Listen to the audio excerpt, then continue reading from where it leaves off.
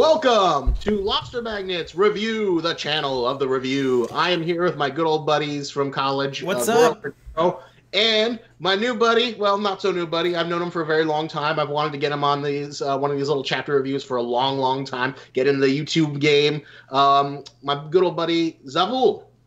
Good evening, folks. Yeah, Right. I have you labeled as Zavule, by the way, in the That's fine. video. Savvy's more of a nickname anyway. All right, Okay. cool. So yeah, we're going by our cute little internet handles. So we're here to talk about One Piece chapter 867, and let me just start off saying this chapter was fucking awesome. I fucking loved it. It was great. I cannot express how much I fucking love this chapter. So good. It was a really fucking awesome chapter. I art was was so entertained. amazing. I have to say though, Jesus, I still don't feel bad for Lin Lin. I kind of wish the Giants would have just stabbed her in her sleep. Well, this is like the really They were about to. Yeah, that would have been great. I would have been so happy about that. But, you know, Mother Caramel had to jump in. And this whole time, Mother Caramel was evil, too. She was so evil. I love that twist. Why are you even a little surprised? That face was terrifying. No, it was... I even predicted, like, I mean, didn't I say in the previous video, like, okay, whatever, she's, like, letting Lin Lin on the loose, like, I feel like she's sort of responsible for Lin Lin's, like, destroying almost half of Elbaf, Well, you know? Yeah, I mean, yeah. But, Well, I mean, sorry, go on. okay, so, are you really surprised that Caramel's evil? Because, I mean, for God's sake, she's a nun! Nuns are usually evil. We've never No, seen she's a not nun music. in the One Piece universe, though. Why do you think nuns are evil? There are lots of good nuns. There's like the one from The Sound of Music. Isn't she a good And nun? she had like a really cute Black little quirk. Lagoon, okay? The entire church is basically full of, like, gun-toting, overly violent, gun-running CIA nuns. And now we have Caramel, and I can't think of an example of a good nun in anime. I just can't. Well, isn't there like there's like a nun really in helps, Hellsing? actually. Nobody really cares about them. They're kind of goodish. No one really cares about them, and Anderson is completely insane. So if he's the measure of what we're going off of, Well, Anderson pretty isn't a nun, though. well, for No, God's but he's a sake, priest, and he has nuns under them. It's the same damn thing. It's close enough.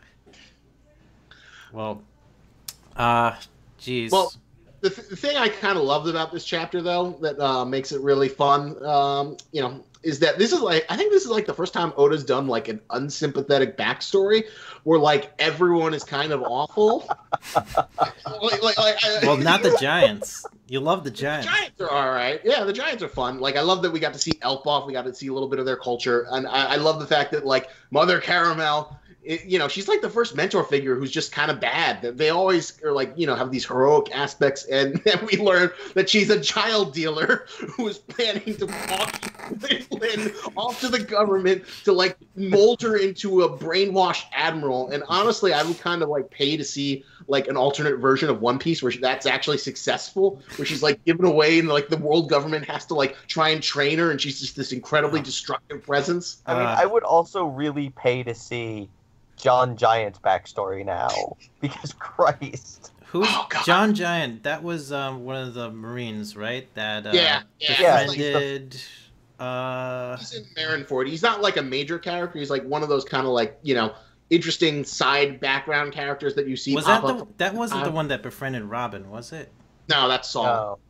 John Giant, he looks like very like what you'd imagine like a sailor to be. He looks like he came off of like the Mayflower. He's like a very patriotic.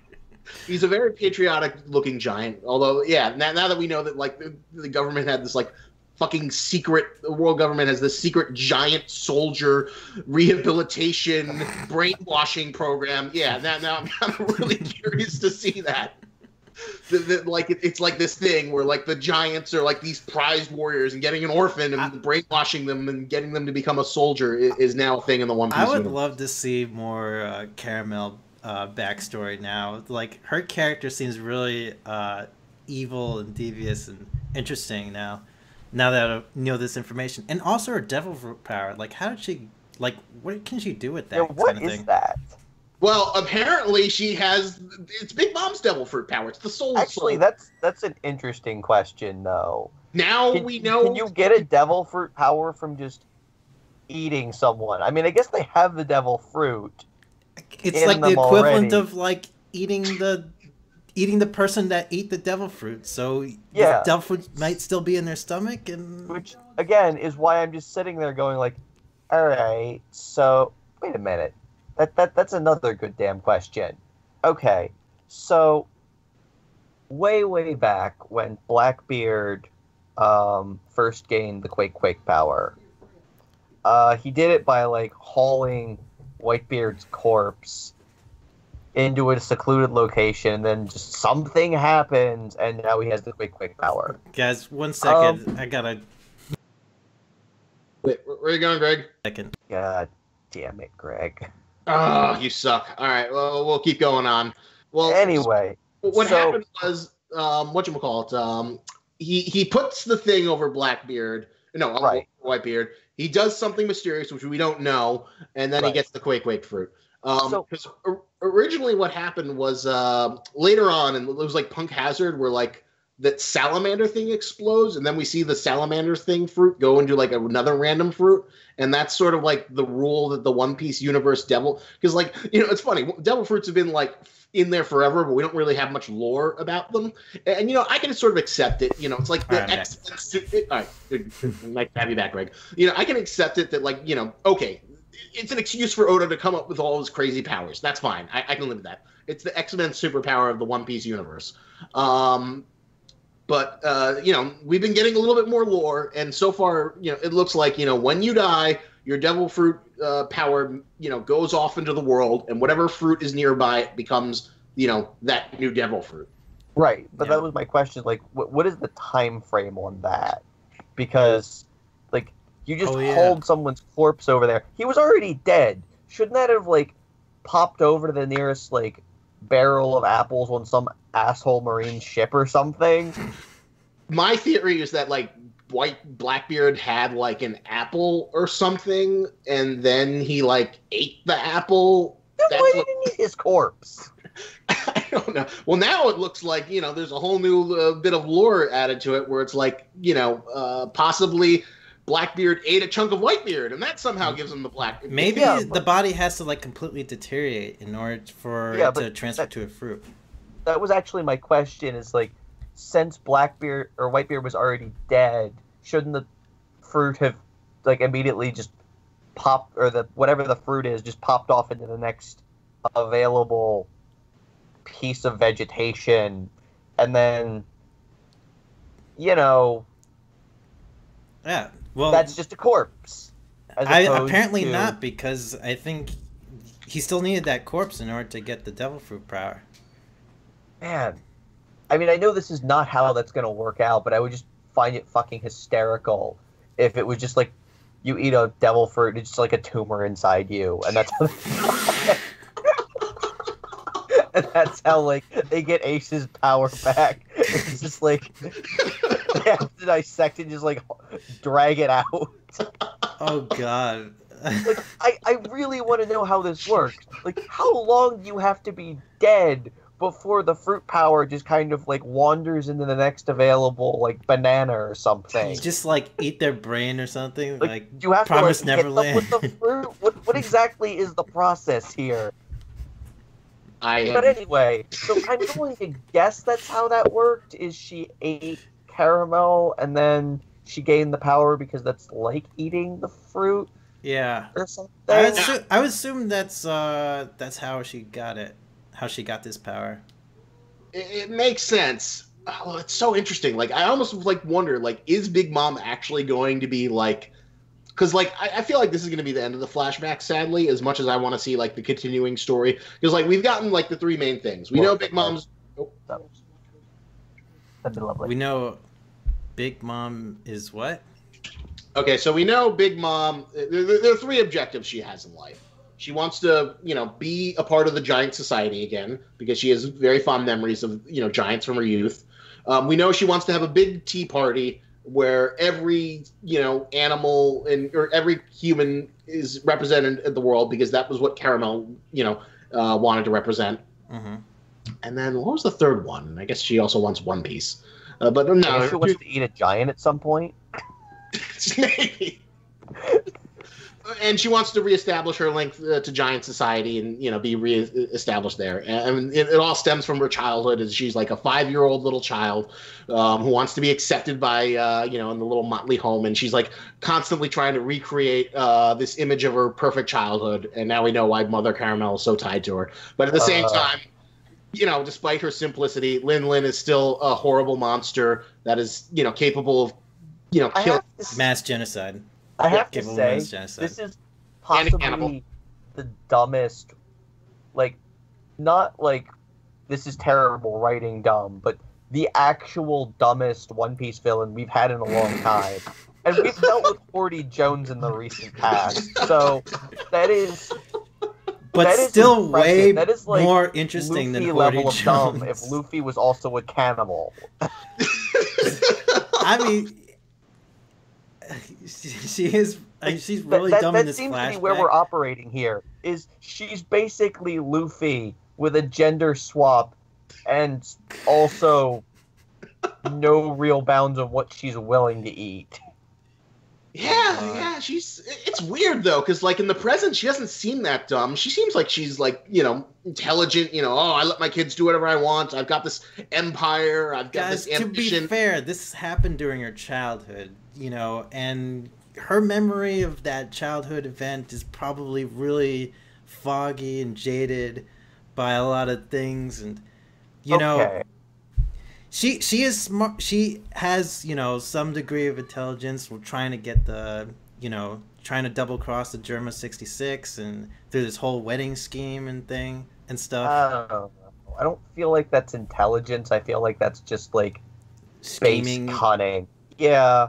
Because if you look at it, she's been taken in by Clown Caesar. She lets her kids do whatever she wants. That just feels like apathy rather than anything else. She just doesn't care. It's what? Yeah, no. Sure, go ahead and build a giant chocolate town. That sounds great as long as I can eat it or something. You think that's her main... What's that? You want to dress like a generic 90s character and throw jelly beans at people? I'm eating cake right now, so I don't really care. I feel like 90% of her ability is no one wants to mess with her because she keeps killing and eating everyone. So it's not that hard to establish an empire when every time someone says no, you just eat them. Well, it's funny though that she's got all these children, and we've seen her kill her children before, and maybe the children are more capable than she is herself. Capable, no. Scheming, yes. Even the I'm going to double cross Sanji's family and all that good stuff. That doesn't feel all that bright. It just feels. God, it feels like something Luffy would come up with. We're going to have a party, and then at the party, we're going to kill everyone, and then I'm going to eat cake. Yeah, I guess on some level that, she's got, Big Bird, who's big news, Morgan, oh, big news! And assumingly, this is going to be reported on, the Vinsmoke family is going to get slaughtered, and assumingly, politically, that would make it more difficult to, do marriages. Because why would you want to, marry into the Lin Lin family when, she's just going to... eating everyone? She's going to either eat you or kill you and take your fucking stuff. You don't think there's some greater motivation that Big Mom has to all this stuff? I think so. Well, she is interested in the pony, in the glyphs. And she's the only Yanko that we've seen that's actually, well, with the exception of Blackbeard, I guess, that's actually interested in being Pirate King. All of them don't really seem to give a shit. But at the same time, she also, cuddles Brooke. What possessed you to do that? Again, leading back to, She's like a violent 5-year-old. Look, yes, she has like the personality of a 5-year-old, but that doesn't mean like, the personality is like sort of. I feel like it's kind of separate from the scheming part of it, like the greater overall plot that she has going on. With like, what does she want the Germa 66 for? Why is she like arranging so many marriages with her children to like, create this whole like commune of different races and whatnot? And she has built like a society. She does have like this whole independent society. She has a plan. Several based on food. That she can eat whatever she wants. Okay. She has like the best chefs in the world, working for her. Of course she does, because she'll eat them otherwise. Just remember, what did she want from the Fishman Island? Oh wait, food. Yeah. Not power, not recruits. Food. I see food is like kind of, yes, it's her base desires, Oh, Jesus Christ. Now I can't see Big Mom. Oh, my God. Now I know what Big Mom is. She's basically like a trailer trash, like welfare mom who watches Jerry Springer and wants to be on Jerry Springer, right? What? I don't see that. No. What? No. Just think about it. She's like this white trash. She keeps on producing these children. All she wants is food, right? Not really. It's not doing it. No. All right, fine. Honestly, I swear it's basically just Luffy if he had no like moral compass. Because I'm pretty sure I could see Luffy making an entire island made out of meat products. And then like every once in a while he would just get to eat it. While more capable people do like the actual administration and running of his like meat island. Yeah, pretty much. Like honestly, I can kind of see her children doing most of the like heavy governmental lifting, while everyone just kind of tries to make sure she's happy, so they don't get eaten. Well, she does have like each of them is like the minister of sweets, the minister of moichi, the minister of like red beans and bullshit, and so every one of them has some sort of like government title. I would like to know if those are literal titles, or if they actually correspond to something. Well, I don't think we're gonna like learn about like the intricacies of what the managerial responsibilities of the Minister of Jelly Beans are. But I kind of want to. Is it literally just like staring at like silos full of jelly beans all day and like smacking children if they try to eat them or something? Or do you actually have like important job descriptions outside of literally just... I assume there is a giant silo of jelly beans that they're responsible for, but do they also maybe like do tax collection or something as a side job, or is it just a silo of jelly beans? Greg, would you like to see a spin-off manga about the running of Totland? No, fuck Totland. I don't know. I just want a side manga about the intricacies of being like the Lord of Bean Paste or something. And how that relates to like Big Mom's education policy. Big Mom's education policies. See, that's it. The One Piece world doesn't need to have like doujin of like obnoxious porn. We need the intricacies of how candy works in the candy economy of Big Mom's universe. I would read that. I imagine there's a candy currency in Big Mom's world. I know it for sure. It's how like... would that work though? Since literally everything is already made of food. Is it just better food? Maybe it's like harder to eat food, so people don't accidentally eat it. It's like Jolly Ranchers or something.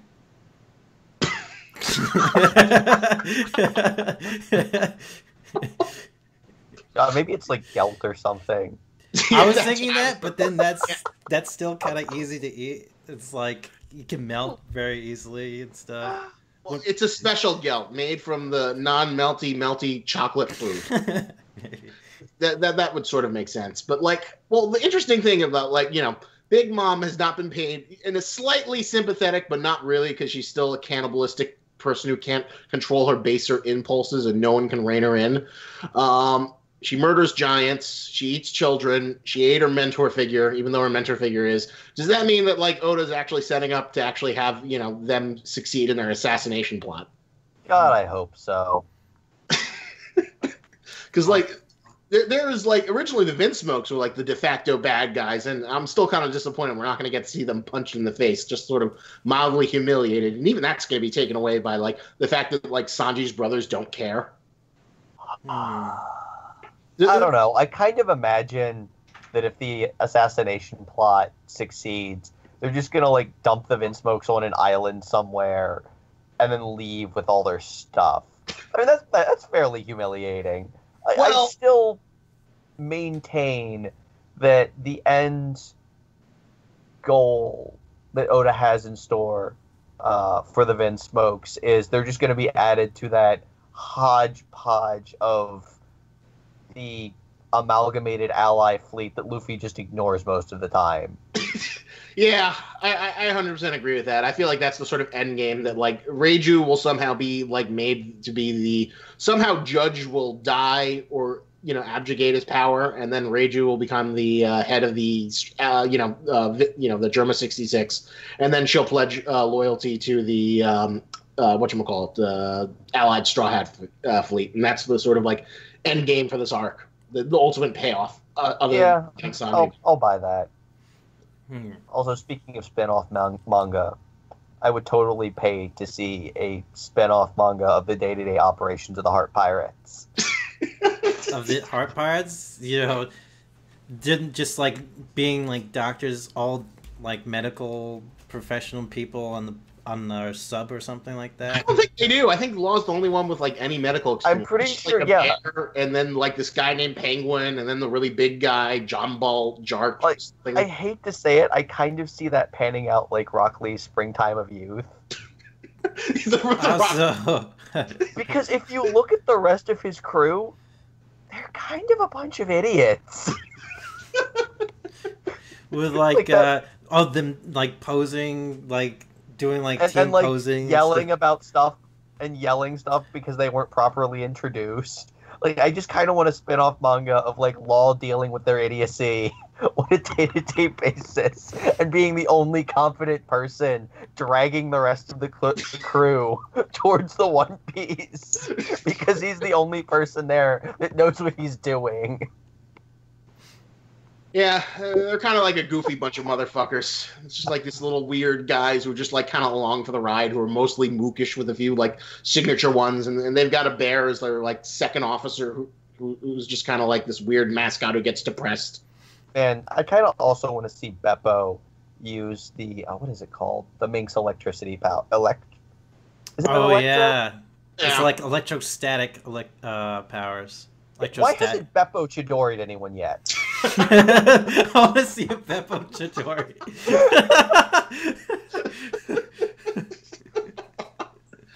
Oh my god, that would be so amazing. Someone should cosplay that. Beppo with like emo Sasuke hair and like bandages around his arm. Just exuding electricity. Ready to cut a motherfucker. Oh, that would be so brilliant. I would love that. Have we said everything that needed to be said about this chapter? Like, I think so. We can like go off. Like I already said, it was like a 9 out of 10. I'm very pleased with this backstory. I think it's like I give it like a 10 out of 10. I love this. Fucking love the art. I love the paneling. I love the story. It's like a really like tragic kind of backstory for like evil characters. Caramel and the rest of the kids getting eaten, along with Lin, like not realizing that she ate them. This really that part of it was really silly, but like I still enjoyed it a lot. Scott, as you can see, we've got like a 1 out of 10 or 1 through 10 rating scale. What would you give this chapter? I'll be generous, give it an 8 out of 10. I did enjoy the backstory. I understand why they didn't show a bunch of children being eaten, but I kind of wanted to see a bunch of children being eaten. Oh my god! Oh, they should have. Oh my god! If they actually showed that, that would have been awesome. That would have been amazing. Hold up! You're even seeing the silhouettes of children like slowly getting devoured. And I don't know. This is incredibly petty of me. I hate the giant names. Wait, What was his names? There's like one who's called Fallbeard. but they're like Norse Viking, elf buff Norse. Like the dumbest names ever. So what's wrong with Fallbeard and Eeyore and they feel Norsey? They're Norsey. Okay, Yor is fine. I don't like Fallbeard. What you got against Fallbeard? He's epic and giant and Norsey. Like even the Semla is like a Norwegian. Maybe it was or whatchamacallit, foreshadowing that he would fall on his beard. I hate you. Being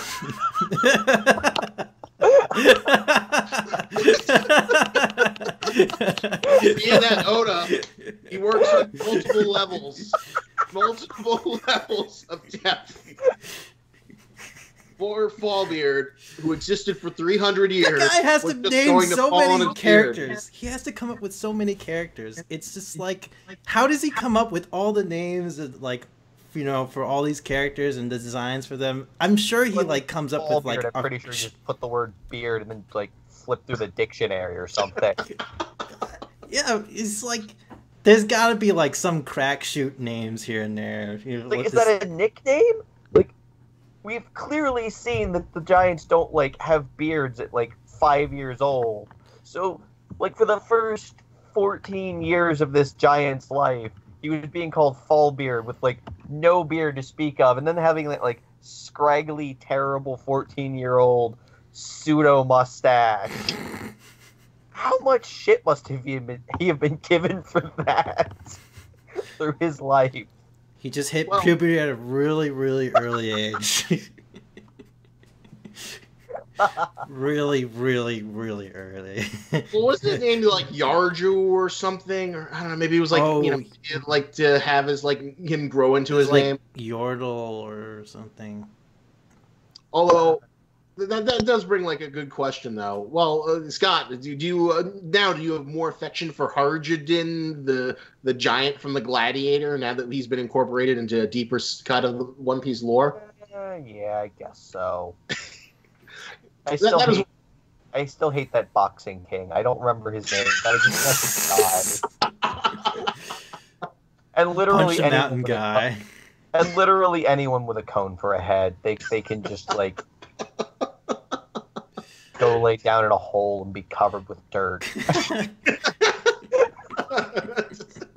You didn't like that one single chapter where Luffy gets brings the guy's legacy back by punching his bald head into a cone so he can get his treasure? No, I did not. Oh God.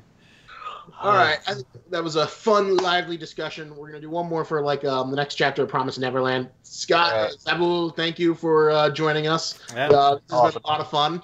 Thanks for having me, guys. We'll do more of these. Yeah, that'd be cool. These are great. Remember, comment, subscribe, share. Give me that sense of self-validation to make me feel good about myself for spending my Saturday doing this shit. All right, see you guys. Yes, everyone validate that guy. Yeah. All right, I'm out.